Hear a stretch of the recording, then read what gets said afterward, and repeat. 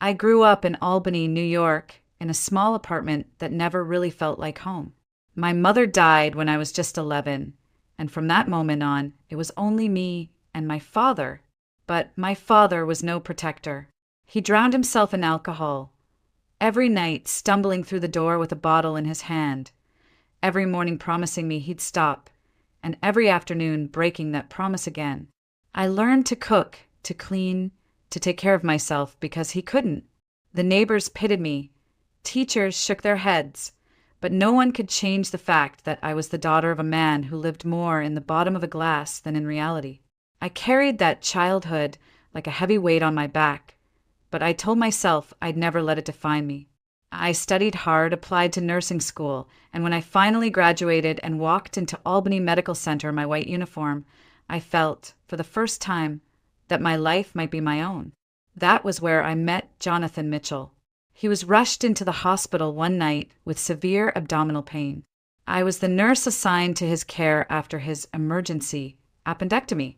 He woke up groggy, blinking under the harsh hospital lights, and the first face he saw was mine. For days after the surgery, he would wander to the nurse's station under the pretense of needing water or medication. But really, he just wanted to talk. I listened as he told me about his work in finance, his ambitions, and how he had always lived with his mother, Eleanor, after his father's death.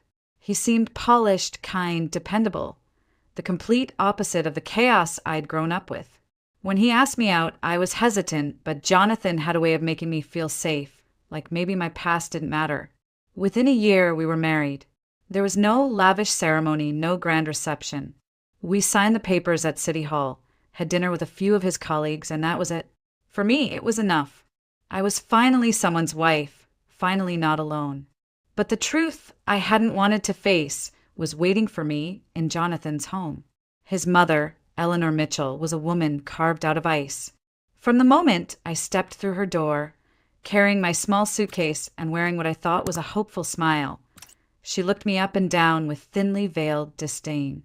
She had wanted a different wife for her son, someone with pedigree, someone worthy of the Mitchell name, not a nurse who grew up with a drunk for a father. I told myself I could win her over. I cooked, I cleaned, I respected her routines. But Eleanor's eyes lingered on me with quiet judgment, and her words cut sharper than knives. When months passed, and I didn't become pregnant, her comments turned cruel. "A family without children isn't a family at all," she'd whisper loud enough for me to hear. Jonathan would tell me to ignore her, that she didn't mean it, but he never once stood up to her. He was her only son, bound to her by a lifetime of guilt and obligation. Our apartment became a battlefield disguised as a home. I tiptoed around Eleanor's moods, tried to hold on to Jonathan's affection, and told myself things would get better. But every day I felt the walls closing in. Every night I lay awake beside a husband who couldn't, or wouldn't, choose me over his mother. I was no longer the girl who dreamed of saving lives in a hospital. I was just a woman trapped, suffocating in a marriage that was already beginning to crack. Living under the same roof with Eleanor was like sharing space with a storm cloud, always ready to break open, always ready to drench me in her disapproval. At first, she masked her disdain with polite remarks, but it didn't take long before the mask slipped.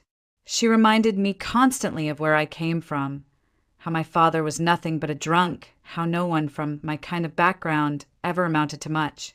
"Jonathan deserved better," she would say, not even bothering to lower her voice. What hurt most wasn't her words, it was Jonathan's silence. He would sit at the kitchen table, staring into his coffee, pretending not to hear. Later, when we were alone, he'd whisper, "She doesn't mean it. You know how she is." But he never told her to stop. He never defended me. His love was real, I believed that, but his loyalty to his mother was stronger. And every time he chose not to speak, a small part of me broke away. As the months turned into years, Eleanor's accusations grew sharper. My inability to get pregnant became her favorite weapon. She would shake her head as I passed in the hallway, muttering, "A barren wife is no wife at all." When neighbors came over, She would sigh dramatically and say, "Still no children," as if I wasn't standing right there. Jonathan would force a smile, change the subject, but the damage was already done. Our marriage began to shift in ways I couldn't stop. Jonathan started working later hours, or so he claimed. When he came home, he was too tired to talk, too tired to listen. The warmth that once lived between us was cooling, fading into something more like polite coexistence. I tried to hold on to him, to the man I had fallen in love with in that hospital room, but he was slipping further from me with each passing day. The apartment itself felt smaller and smaller. Eleanor controlled everything, from what meals were cooked to how the furniture was arranged. She insisted on handling the bills, the groceries, even what curtains hung in our bedroom. I had no space of my own, no corner where I could breathe freely. Even in the kitchen, if I tried to prepare dinner, she would hover at my shoulder, criticizing every move. Too much salt, too much oil. No wonder you can't give my son a child. You can't even cook properly. I began to withdraw, moving like a ghost through that two-bedroom apartment. At work, I felt useful, capable, respected. But the moment I stepped through our front door, it was as if I became invisible, nothing more than an unwelcome guest in my own marriage. Jonathan tried, in his way, to soften the blows. He'd bring me flowers occasionally or take me out for a walk around Washington Park. Those brief moments gave me hope, but the moment we returned home, the spell broke. Eleanor would be waiting, her sharp eyes flicking between us, and Jonathan would retreat into the shell of a dutiful son. Love alone wasn't enough to save us. I realized that too late. Our marriage was no longer built on partnership or dreams. It was held together by habit, by silence, and by my desperate hope that something would change. But every night, lying awake in that suffocating apartment, I knew the truth. I was living in someone else's home, under someone else's rules, with a husband who couldn't stand up for me. I was married, yet utterly alone. Our 5th wedding anniversary arrived in early spring. For once, Jonathan seemed determined to make the evening special. He reserved a table at one of the finest restaurants in downtown Albany, a place we had only ever admired from the outside. When we walked through its tall glass doors, I felt a flicker of hope that maybe, just maybe, he wanted to remind me of the love that had brought us together in the first place. The chandeliers glowed softly, casting a golden light over polished tables and crisp white linens. A string quartet played in the corner, their music weaving through the low hum of conversation. Jonathan took my hand, smiling in a way I hadn't seen in a long time. "Tonight is for us," he said, pulling out my chair. My heart lifted. For the first time in months, I felt like his wife, not just a shadow trailing behind him. I didn't know, of course, that Eleanor had already laid her plans. She had somehow discovered where Jonathan had booked the reservation, and through her network of friends, she had reached out to Stephanie Blake, his first love, the girl from his school days. I had no idea that Eleanor still believed Stephanie was the one woman truly meant for her son. When Stephanie walked into the restaurant, I didn't notice her right away. I was too busy enjoying the rare warmth in Jonathan's eyes as he poured me a glass of champagne. But I saw his expression shift. His hand trembled slightly as he set down the bottle, his gaze drawn toward the entrance. I turned my head just in time to see a woman glide across the floor with the kind of confidence only some women are born with. She was striking, tall, impeccably dressed, her every step commanding attention. I smiled politely, assuming she was just another diner, but Jonathan's face told me otherwise. His jaw tightened, his eyes locked on her like a man seeing a ghost from his past. He quickly looked away when I glanced back at him, forcing a smile, raising his glass as though nothing had happened. I remained blissfully unaware of who she was. To me, it was still a beautiful evening. We danced to the quartet's music, my cheek resting against his shoulder, my heart swelling at the thought that maybe the tension at home could be mended. I didn't see how distracted he was, how his eyes occasionally flickered across the room when he thought I wasn't looking. But Jonathan knew. He recognized Stephanie instantly. Years had passed since she had left him, chasing wealth and status with an older man. Yet seeing her now reignited something dangerous inside him. The pain of betrayal he had once carried seemed to melt under the heat of longing. She was no longer just the memory of a girl who had abandoned him. She was flesh and blood, standing a few tables away, more alluring than ever. I laughed, sipping my champagne, telling him stories about patients at the hospital, about small hopes for the future. He nodded, but I could sense his mind was elsewhere, though I didn't know where.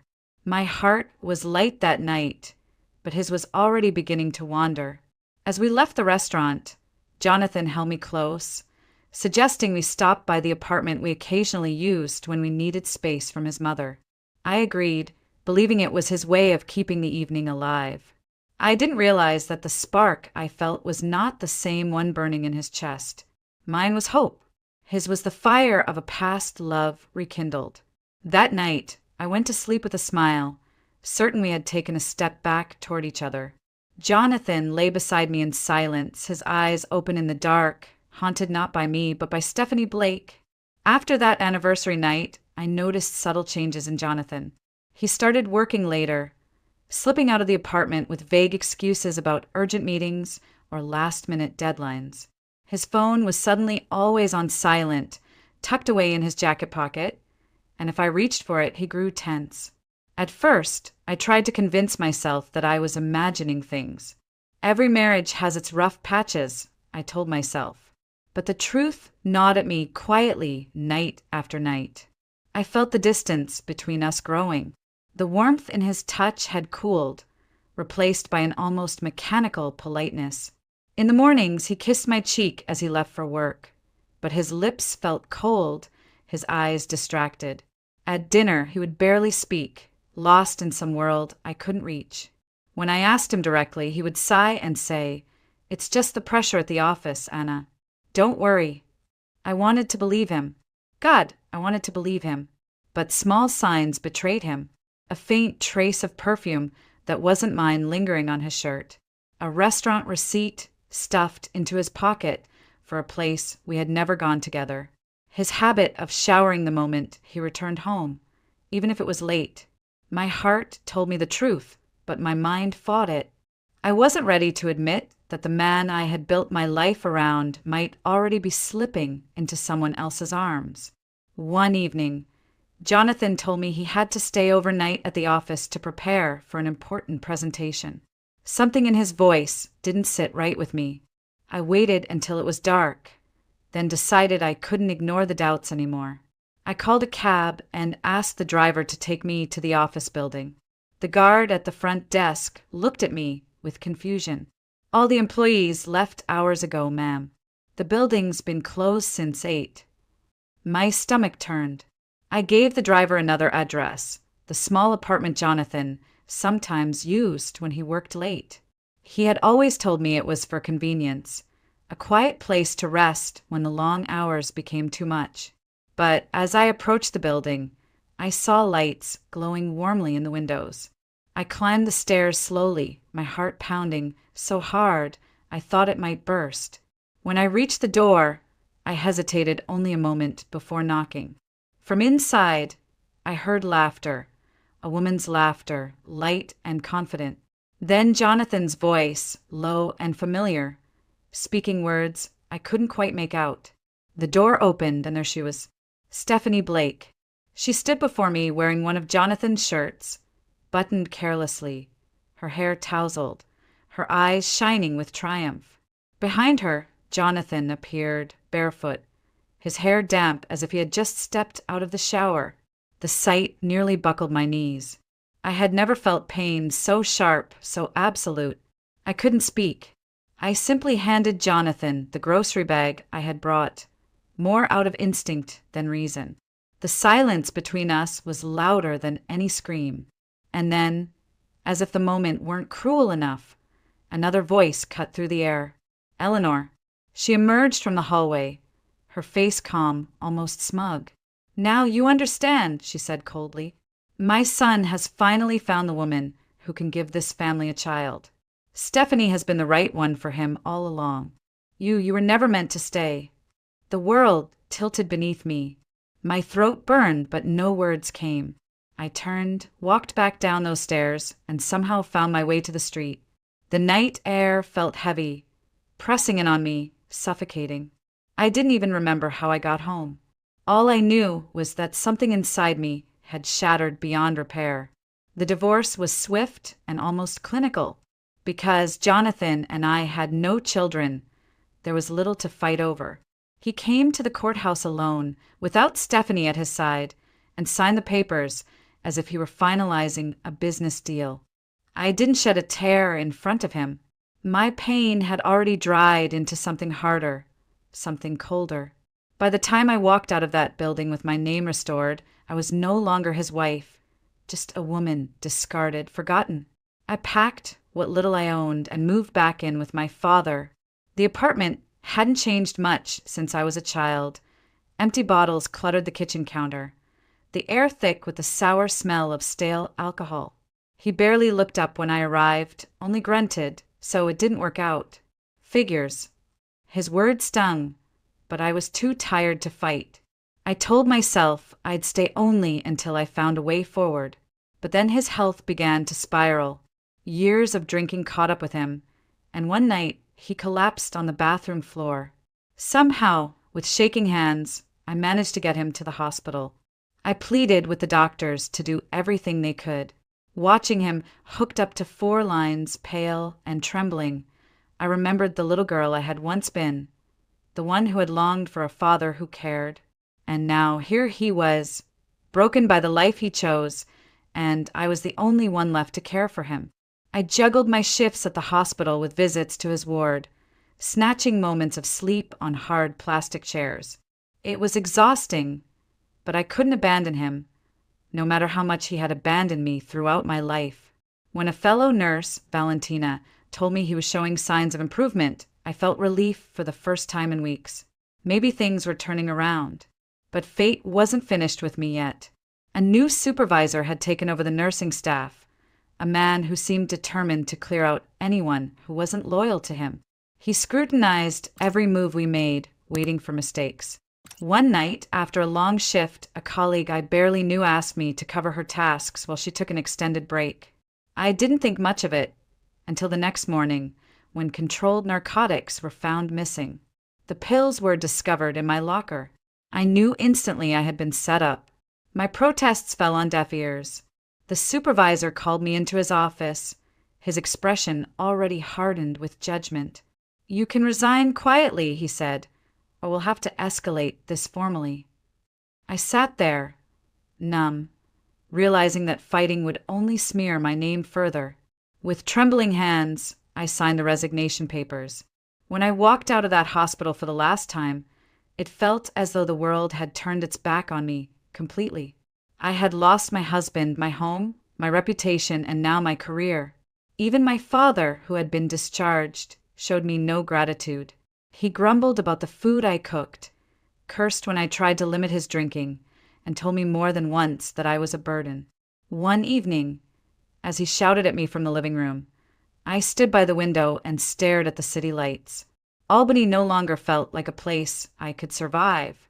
Everywhere I turned, I was haunted by ghosts, of a marriage that had crumbled, of a career torn away, of a family that had never truly been mine. And so I made the only decision left. I would leave. I didn't know exactly where I would go, but I knew I couldn't stay.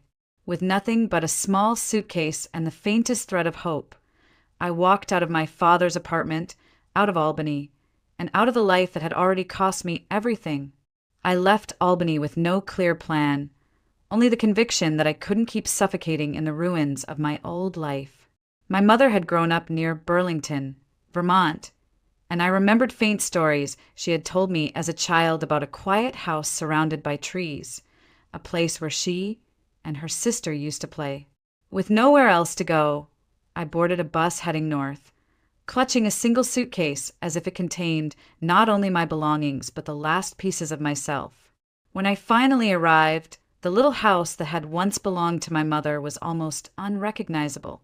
The roof sagged in places, The porch leaned dangerously to one side, and weeds had swallowed the yard. I walked up the steps, which groaned under my weight, and pushed open the door.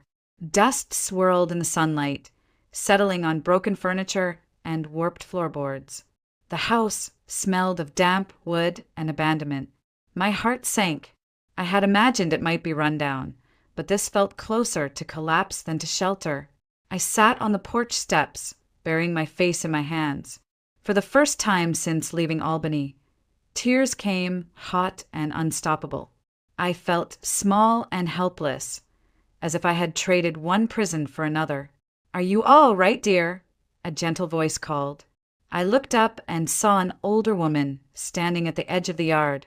She wore a simple cardigan, her silver hair pulled back neatly, her eyes filled with concern.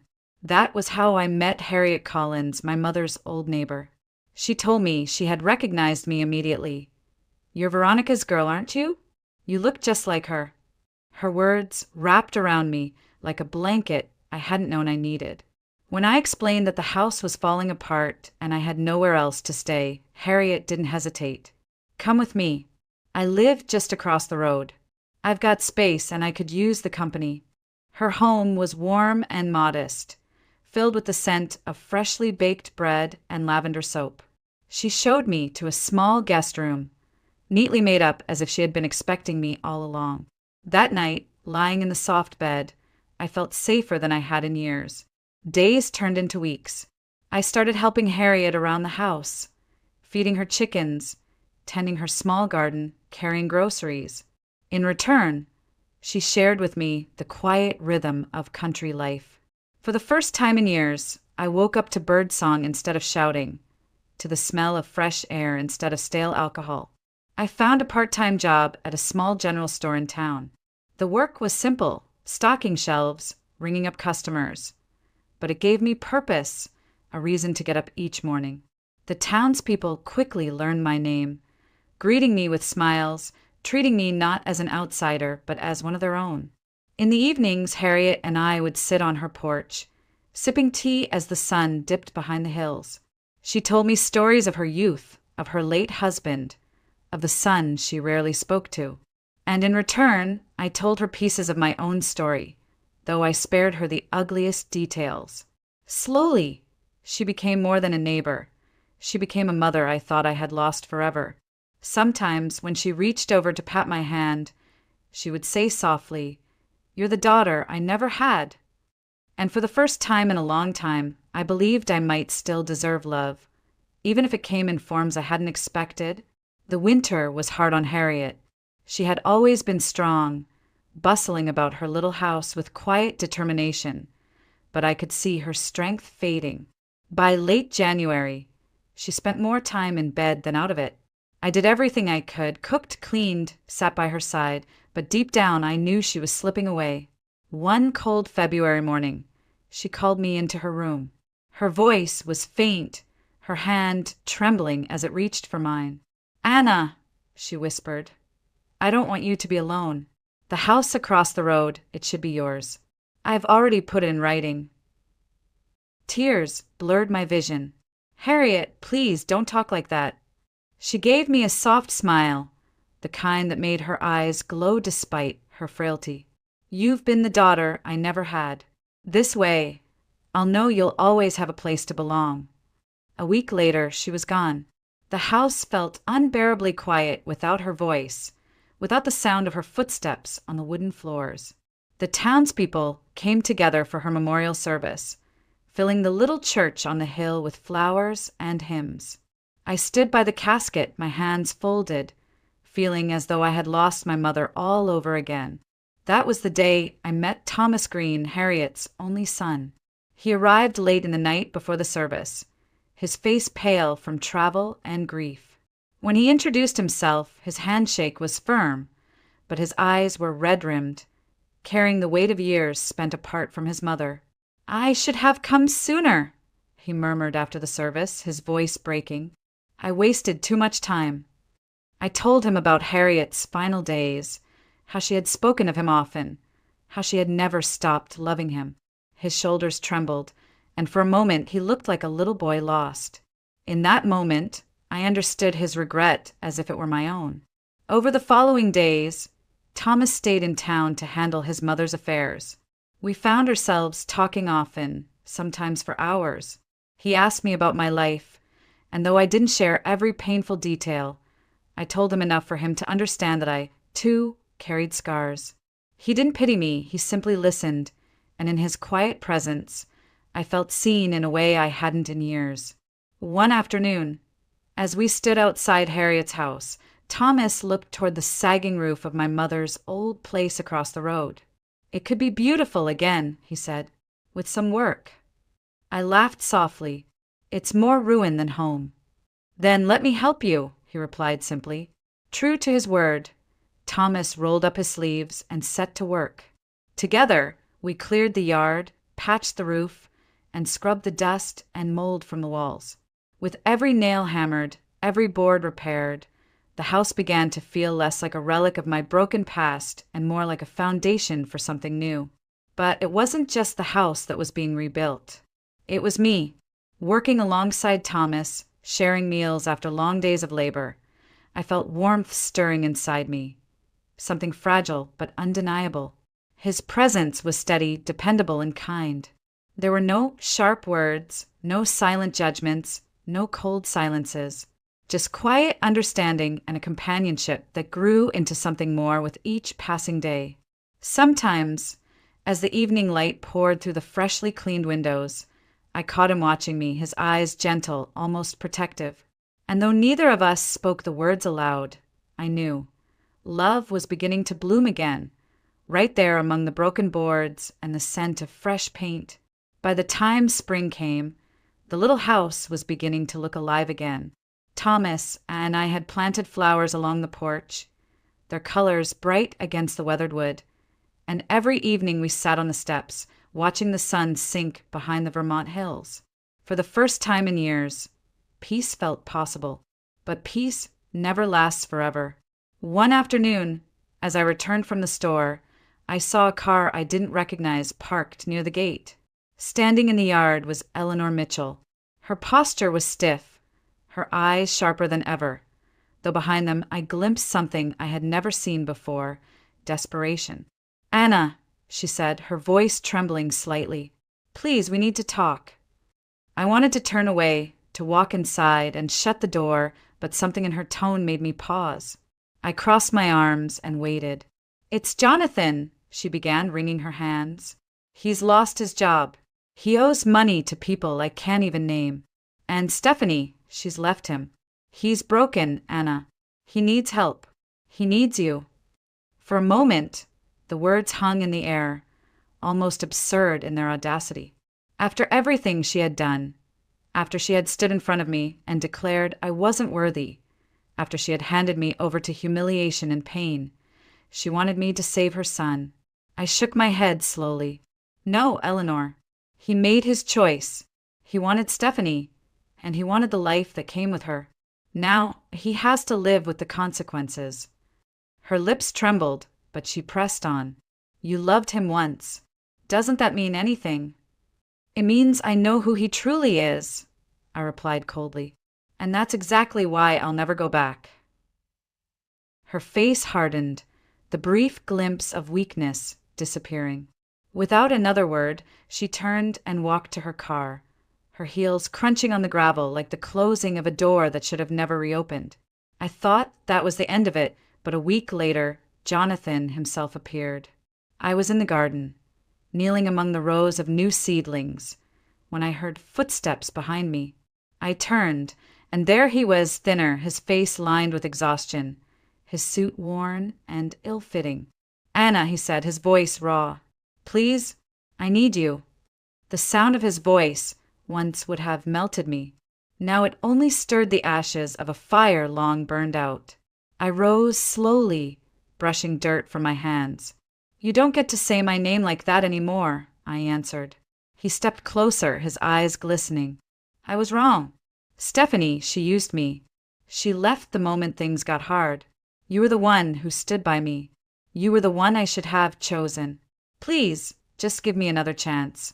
Before I could respond, Thomas came out of the house. He placed himself at my side, his presence steady and unyielding.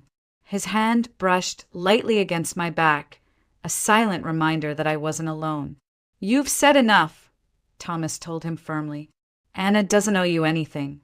Not after what you did." Jonathan's eyes darted between us, full of something like regret, but also envy. "So this is it? You replace me just like that?" I met his gaze and spoke, clearly. "You replaced yourself the night you chose her over me. Now leave." Thomas stepped forward, his voice low but sharp. "You heard her. Go." Jonathan lingered for a moment, his shoulders slumping, before finally turning away. As he walked down the path, I felt the last remnants of his hold on me dissolve. Thomas slipped his arm around me, pulling me close. "He's not your story anymore," he said softly. And he was right. Jonathan had been a chapter of pain, but that chapter was finally closed. The months after Jonathan's final visit unfolded like the slow bloom of spring. With him gone, a shadow lifted, and for the first time in years I felt free to breathe. Thomas and I grew closer with every passing day, our bond forged not in fleeting passion, but in quiet trust, in steady companionship. When he asked me to marry him, it wasn't under chandeliers or in some grand display. He simply took my hand one evening as we sat on the porch, the Vermont sky awash in pink and gold, and said, "Anna, I want to build a life with you. Will you?" Tears filled my eyes as I whispered yes. It wasn't the kind of proposal little girls dream of, but it was exactly what my heart had always needed. Honesty, steadiness, love without conditions. Our wedding was small, held in the local church with the townspeople gathered like family. There were no expensive gowns, no elaborate decorations, just laughter, music, and a simple meal shared afterward in the community hall. As I stood across from Thomas, his hands warm in mine, I felt Harriet's presence as surely as if she were sitting among the guests. In my heart, I could hear her voice. "You'll always have a place to belong." Life in Burlington became a tapestry of simple joys. Thomas worked as a carpenter, his hands steady and skilled as he repaired not just our home, but others as well. I returned to nursing, this time in a small clinic where I wasn't just another face on a crowded roster, but part of a community that valued me. Neighbors stopped by with fresh bread, jars of honey, or simply to talk. For the first time, I felt rooted, like I wasn't just passing through life, but actually living it. When our first child was born, a baby boy with Thomas's eyes and my hair, I thought my heart might burst. Holding him against my chest, I knew the years of pain, betrayal, and loneliness had led me to this moment. I wasn't just a wife or a mother. I was whole again. Thomas often came home covered in sawdust, scooping our son into his arms with a laugh that echoed through the house. At night, after the baby was asleep, we would sit together on the porch, watching the fireflies flicker in the fields. He would rest his arm around my shoulders, and I would lean into him, grateful for the peace we had built. The community embraced us, too. At town gatherings, I was no longer the stranger from Albany, but Anna Green, Thomas's wife, the nurse who helped deliver babies and comforted families through illness. People knew my name, and they spoke it with warmth. That belonging I had once longed for, I finally found, not in the family I had married into, but in the one I had chosen and built. One evening, after putting our baby to sleep, I stepped onto the porch alone. The night air was cool, carrying the scent of wildflowers and wood smoke. I sat in the rocking chair, cradling my son in my arms, his tiny breath steady against my chest. As I gazed at the stars, my mind drifted to Harriet. Without her kindness, I would never have had the strength to stay in Vermont, never have found Thomas, never have known this peace. She had been the mother I needed at the moment I was most lost, and her gift, the little house across the road, had been more than shelter. It had been the foundation of a new life. I bent my head, whispering softly so only the night could hear, "Thank you, Harriet. You changed everything." And as my son stirred gently in his sleep, I felt a quiet certainty settle in my heart. My story was no longer one of betrayal and loss. It was one of resilience, love, and the kind of family that lasts, not because of blood, but because of choice. And that wraps up today's story. Now we want to hear from you. Where are you watching from? Drop your city or country in the comments, and let's see how far these stories reach. If this story moved you or gave you chills, give it a like, share, and subscribe for more powerful stories. One last thing, rate the story from 1 to 10 in the comments. Your feedback helps us bring you even better ones next time. Thanks for watching. We appreciate you being part of this storytelling journey.